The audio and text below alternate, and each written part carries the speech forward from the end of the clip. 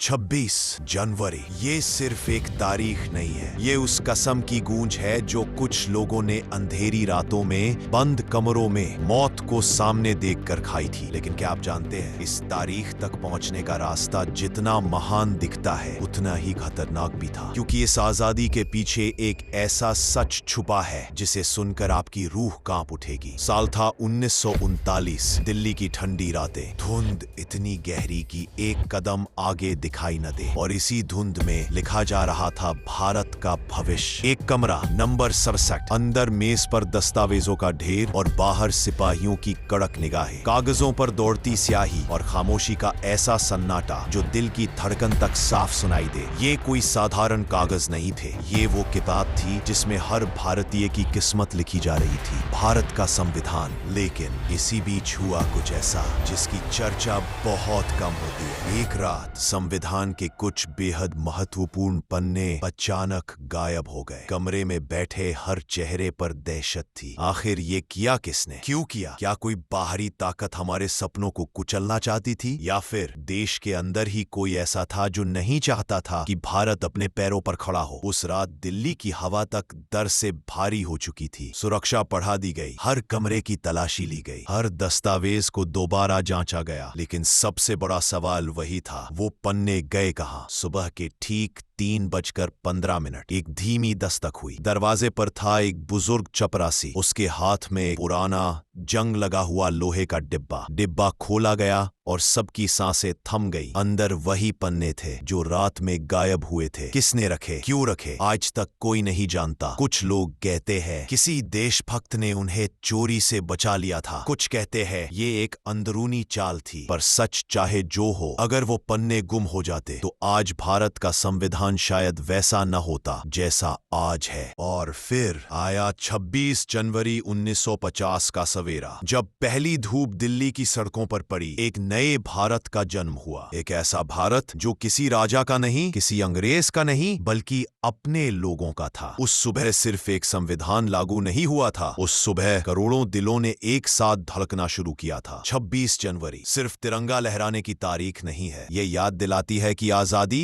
एक रात में नहीं मिली। इसके हर अक्षर के पीछे एक रहस्य, एक संघर्ष और अनगिनत कुर्बानियां छुपी हैं। और जब भी तिरंगा हवा में लहरता है, वो हमसे बस इतना कहता है, ये देश तुम्हारा है, इसे संभालना तुम्हारी जिम्मेदारी है। आप अपने देश से कितना प्यार करते हैं कमेंट में जरूर बताना, और ऐसी ही वीडियो रोज देखने के लिए चैनल को सब्सक्राइब और वीडियो को लाइक जरूर से कर देना। धन्यवाद।